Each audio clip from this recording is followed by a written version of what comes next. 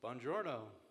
And I love that short video. It's a beautiful montage of Rome and the beautiful facility and venue that we have here. I'm Bob Smith, the incoming chair of the board of directors for the Alliance for Regenerative Medicine. And first of all, I'd really like to thank the ARM team who have been responsible for putting this conference together. They've done a fantastic job, and I hope you're really excited and looking forward to a very constructive and productive conference. The slides don't seem to be advancing for me. If somebody could move them forward. Welcome to Rome. All right, now we're technologically sound. So I just wanted to introduce a few of the key speakers that we have here. This morning, Emer Cook from the EMEA, where she serves as the executive director, will be sitting down for a one-on-one with Tim and also making a short presentation. We have Jim Wilson, who's one of the luminaries in the field of gene therapy, is with us. He's now currently serving as a president and CEO of Gemma Bio. And tomorrow morning, I'll be welcoming Paul Stoffels, who's the chair of the board and CEO of Galapagos. So I hope you have the opportunity to come and listen in on these sessions with these three notable speakers. I think they're going to really frame the context for the overall conference and provide some really thoughtful insights and perspective on their stake and views on the sector. So some of the agenda highlights, we'll be focusing on some of the key challenges, notably commercialization of ATMPs. That session will be today. The investor section of our agenda is tomorrow morning. And I think this is an area where there's a lot of concern, especially given the volatility of the capital markets and some of the trends that we're seeing, both in company formation, the sustainability of financing some of our exciting companies. And following up on that, there'll be a little bit of a pitch to progress, how best to potentially position yourself if you're an innovative company and you're looking for financing, how best to attract investor capital and also non-traditional sources of capital as well. Then there'll be a session on Thursday, particularly focused on some of the emerging geographies that may be fruitful ground for investment in the advancement of treating patients with these ATMPs, particularly with a focus on the Middle East. And then we'll be wrapping up on Thursday with a little bit of a strategy on advancing gene therapies for rare disease and some of the new innovative models where there may be some breakthrough thinking and how we can best develop, deliver, and benefit patients with a nonprofit type of innovation model. And also, just to give you a little bit of an overview, and I think for those of you who are our members and have been involved in the meeting on the Med for a number of years, I think you have heard Tim particularly focus on patients are our North Star. That's really why we're here. That's why we dedicate our careers and our working time and all of our passion to advancing these advanced therapies for the benefit of patients. And our focus, and I think the great value of ARM are these 5 key points.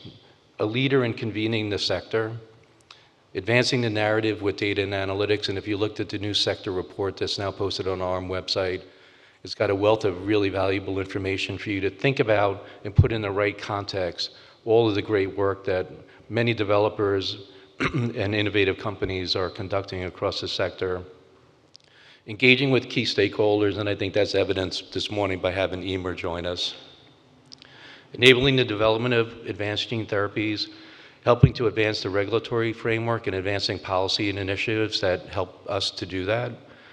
And I think one of the more challenging aspects, and I think this will kind of bleed through many of the sessions, is how can we adapt our current healthcare systems that really aren't ideally designed for these advanced therapies and the many challenges and opportunities that presents. And as you may know, many of the organizations that are involved with ARM is a multi-sector alliance, which is really, I think, one of its core values is we convene people who ordinarily might intersect, biotech companies, medical and academic research centers, tool and service providers. Many of our key sponsors are in this space, and most importantly, the patient organizations. You can use the QR code there. If you're able to scan that, you'll get the meeting agenda and all of the valuable information on ARM, and especially visit the ARM website. And with that, I'll have Tim welcome you to Rome again.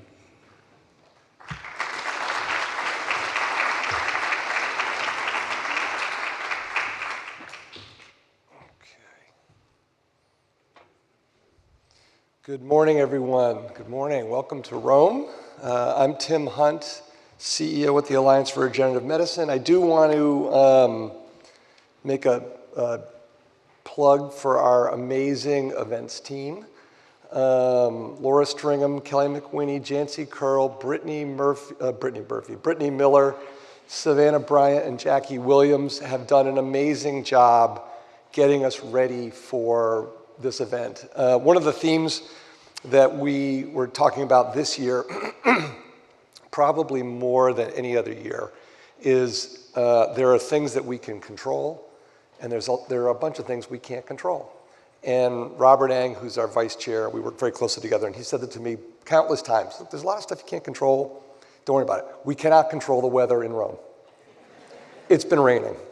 Last year, 75, sunny.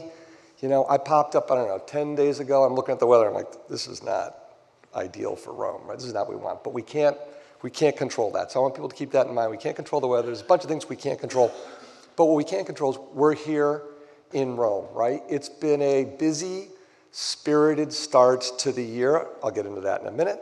Those are some, how's that for a phrase? Busy and spirited start to the year. But internally, within our team, I've said to people for about a month now, look, let's just get to Rome. Get to Rome, we'll get to Rome, things will be great. We'll get to Rome. So I am so excited to be here today and really pumped. These meetings are, I think for many of us, they are super energizing, and they give us a lot of hope for the future because we get together as a community, which is really great, So again, welcome to Rome. Okay, let's start with some data, which I always like to do.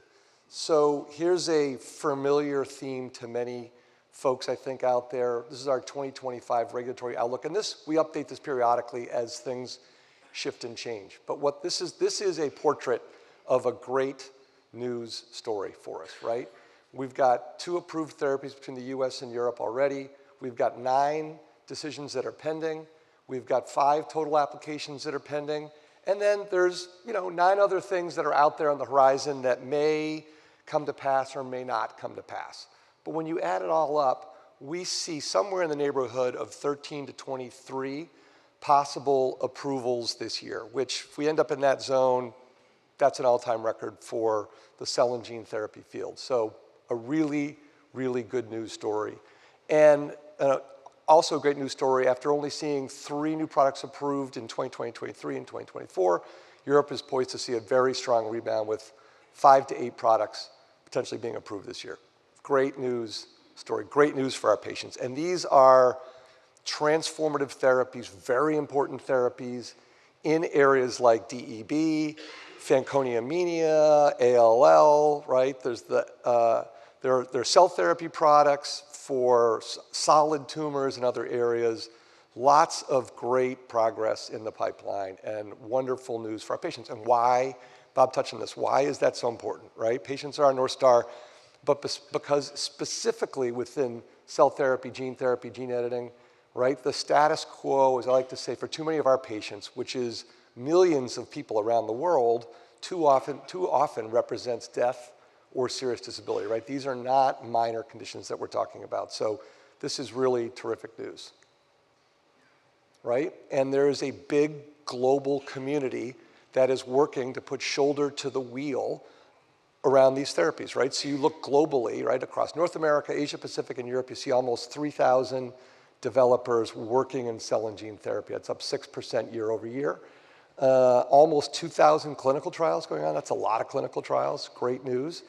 And we all know the capital markets environment has been brutal for the last few years, but by hook or by crook in 2024, we saw an increase to $15 billion, right? I'll talk more about this in a minute, but we know this is a world at some level of some haves and some have-nots. Plenty of companies are clearly struggling, but others, especially folks with later stage pipelines and some commercial products, are finding ways to raise money. But it's been a very difficult environment, for sure. Okay, I've got a kind of a rule of thumb, which is if there is, as we say in the United States, if there is an elephant in the room, you need to deal with it. You need to talk about it, right, as opposed to hiding from it. So let's talk right out of the box about some of the geopolitical things that are going on across the globe, right? So in the US, right, I said, what did I say, spirited? It's been a busy and spirited year, right? So lots going on. A lot of us are juggling a lot of balls in this area. The ARM team certainly is, our board of directors is. There are macro things out there on the tariff side of the world. The financial markets, capital markets have been a challenge, like we've talked about. Peter Marks, who's a very dear friend of ours, of mine at the FDA, departed, which, is disappointing. He was a visionary leader. He's patient-centric. He's a gentleman. He's a great friend to ARM, to mine. I talked to him the other day. He will be sorely missed by our community. And of course, there's been these cuts and reorganizations within HHS, FDA, and the NIH, and that all combined, presents uncertainty and risk for the broader biotech community and cell and gene therapy. So it's just important to talk about it, right? At the same time, and I talked about this at JP Morgan, I said, there are gonna be headwinds out there, but there are gonna be some tailwinds, and the trick in the world of there are things we can control and we can't control is also to see the tailwinds for what they are and try to seize some of the opportunities, right? So what are some tailwinds we do see, right? We have done a number of meetings, senior level meetings with the administration. I met with Secretary Kennedy. We've had meetings at the White House, with HHS staff, with FDA staff, right? At every turn, we have heard vocal support for cell and gene therapy.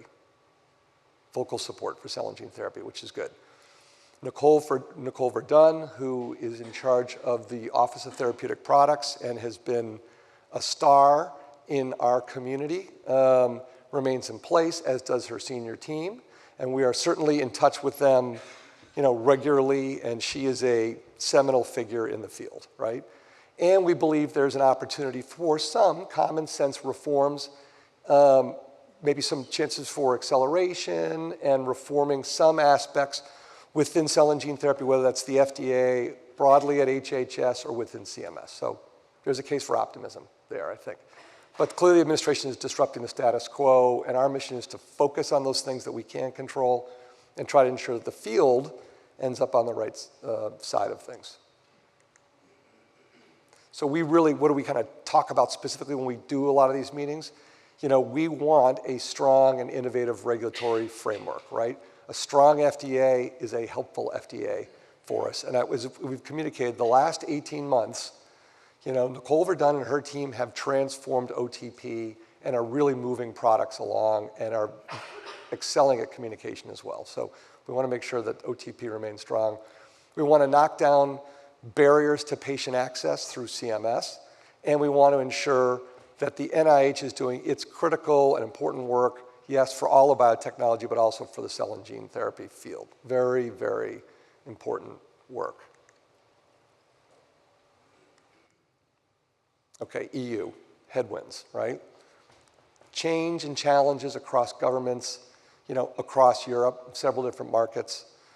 It's a challenge, right? Challenges to the transatlantic relationship, security issues and concerns, right? Economic, uncertainty about the US-EU sector supply chains given tariff policies. I think a lot of us are concerned that could end up in a downward cycle, so obviously we're watching that space like everybody else. And then, regular constraints around national budgets. But, case for optimism, right? One big opportunity is the potential to strengthen the European market's leadership and competitiveness, for cell and gene therapy and biotech overall as part of the EU Biotech Act, which is coming soon in our direction. So we're really looking forward to engaging more on that in the months ahead. We know this is a very unique, dynamic time in Europe. Europe is facing some challenges like the US, And we're really committed to the sector's success, to the European market's success, to the companies and academic centers that are in Europe, and most importantly, to the European patients, right? Some specific things that we're working on in Europe, right, are really thinking about, we've been doing this for a while. Paolo Morghese and his team have been laser focused on trying to, help to ensure a fit-for-purpose joint clinical assessment out of Brussels. That's very important work, and in particular to ensuring that they see the clear value of single-arm trials. That is like mission critical, and Paolo's done it, and the team have done a spectacular job on that, right? To ensure that we have effective guardrails to hospital exemption, to ensure alignment with the EMA on regulatory approaches, and that's one of the reasons why we are really, really delighted that Emer Cook has joined us today. I'll introduce her in just a moment. And then, we don't do a lot country by country, but Germany is an important market, and we've been working to try to address some access barriers in Germany, and that work will continue.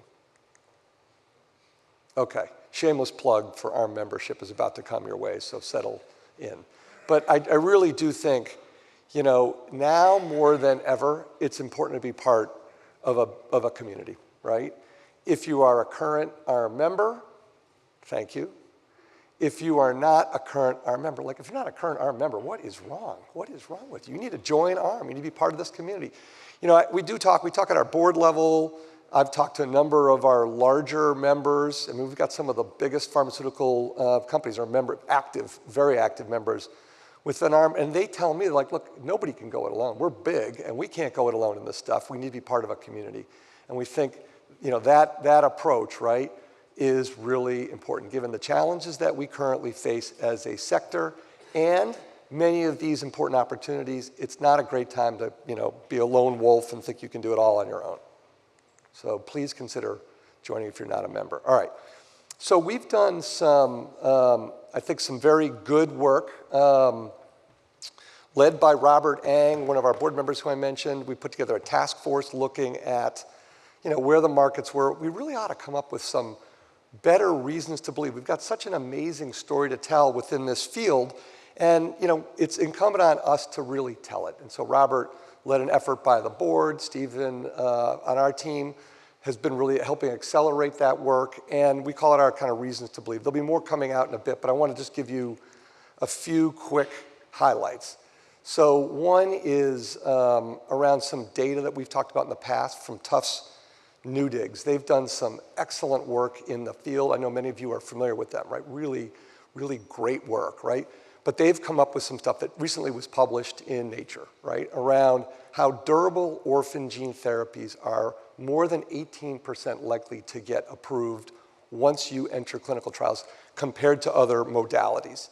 They are 2.5 times more likely to receive FDA approval than all drugs once entering phase 1 trials, right? Great, a great indication of once you lock in on the target, you can make some serious progress, right, within gene therapy and gene editing. Hematological CAR TCRs, right, 40% more likely to receive FDA approval than other oncology drugs in this period of time, 2011 to 2020. So we are very enthusiastic about this work. This is important, and I would encourage everybody, if you can, if you haven't seen it, check out the work that Tufts has done and check out this important paper. Another area that we've been working on is really looking at the commercial opportunities that we see in cell and gene therapy, which are significant, right? So if you think about it, right, like for a number of years now, we've had 2 blockbusters, Zolgensma and Yescarta, right? For SMA and for a CAR T for blood cancers, right? That was true up until 2024, through the end of the year. This year, Carvykti from J&J and Elevidys from Sarepta are likely to become blockbusters. This is looking at Wall Street consensus data, right?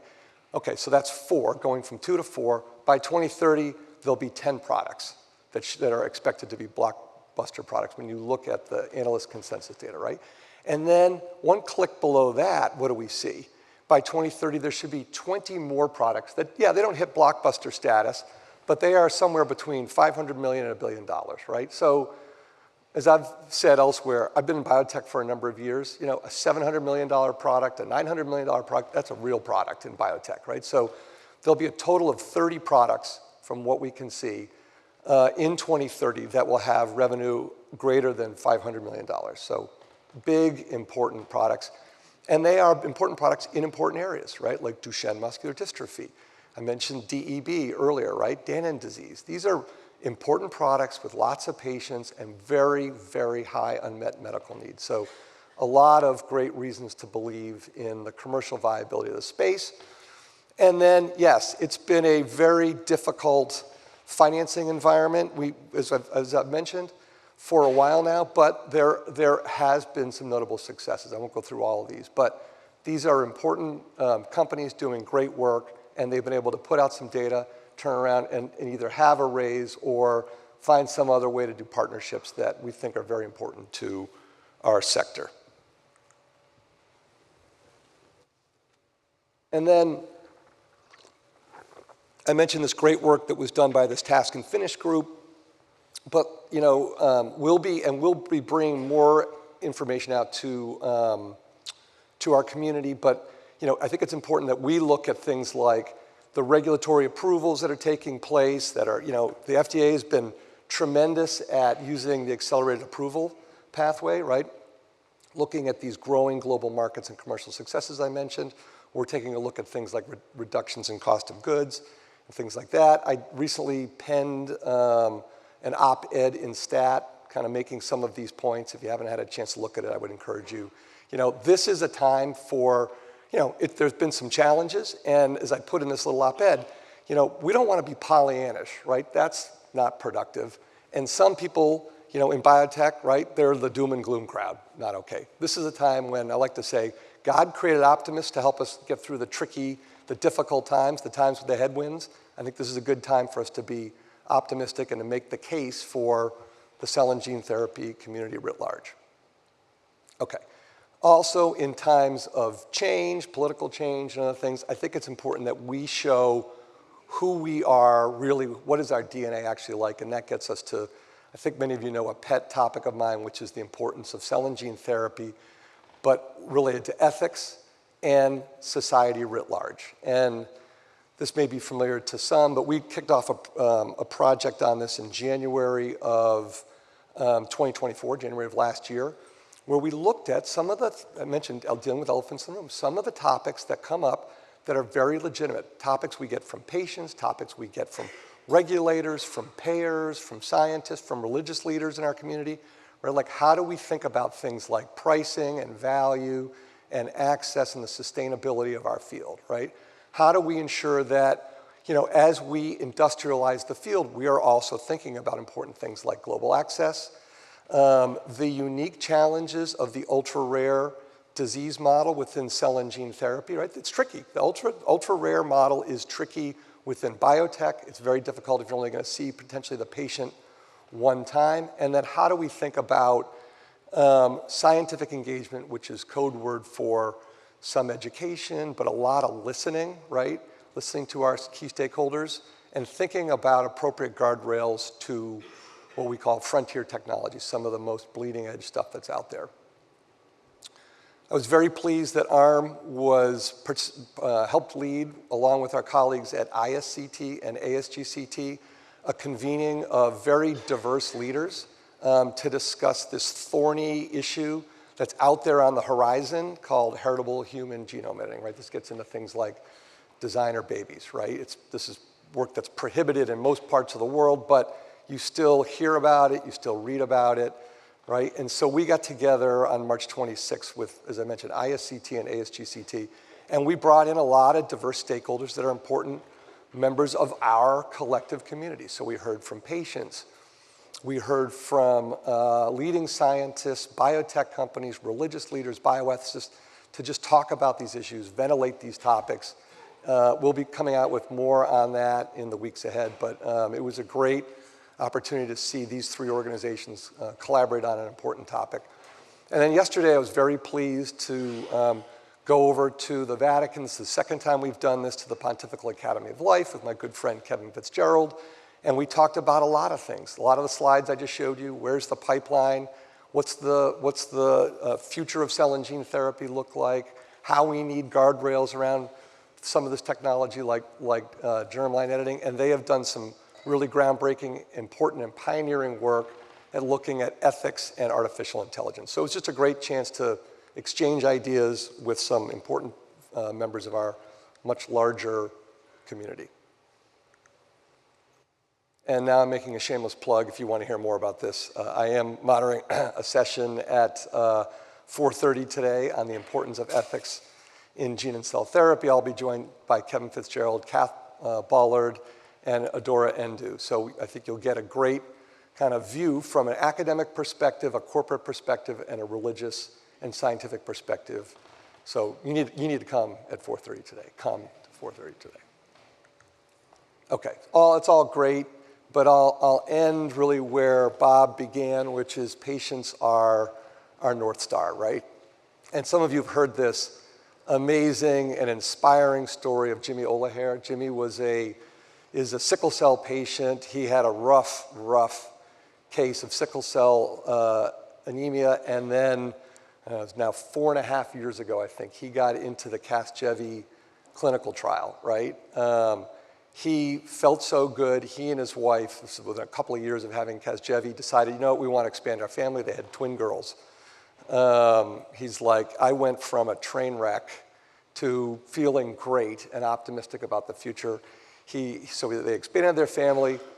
And then in I think it was September of 2024, he decided he was going to climb Mount Kilimanjaro. He became the first sickle cell patient in recorded history to climb Mount Kilimanjaro. We had him come speak to our cousin meeting to this, our meeting on the Mesa in October. And I mean, it's such a moving, such an inspiring story. It was really something to behold. So, I think it's important to remind us this is what ARM does. This is what you do for this community, for our patients, right? The impact on patients can be, with some of these therapies, absolutely transformative, and I just want everybody to keep that in mind, keep that optimism in mind this week while in Rome, please.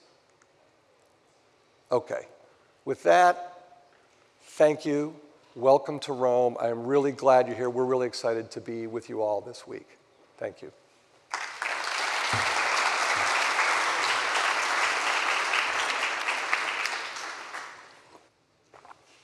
Okay. Now, I am really delighted to welcome Emer Cook. I could get the slide to advance one. Can we flip the next slide, please? There we go, okay. So we're really delighted to welcome Emer Cook to Rome. Emer is as you all know, the executive director of the European Medicines Agency. She began her mandate in this role back in November of 2020. Nothing was going on in November of 2020. It was a very quiet time all around the globe. There wasn't a pandemic. So Emer has over 30 years experience in international regulatory affairs, with more than 18 of these in leadership roles. And before taking her current role, she was the director responsible for all medical products related to regulatory activities at the WHO in Geneva between November of 2016 and November of 2020.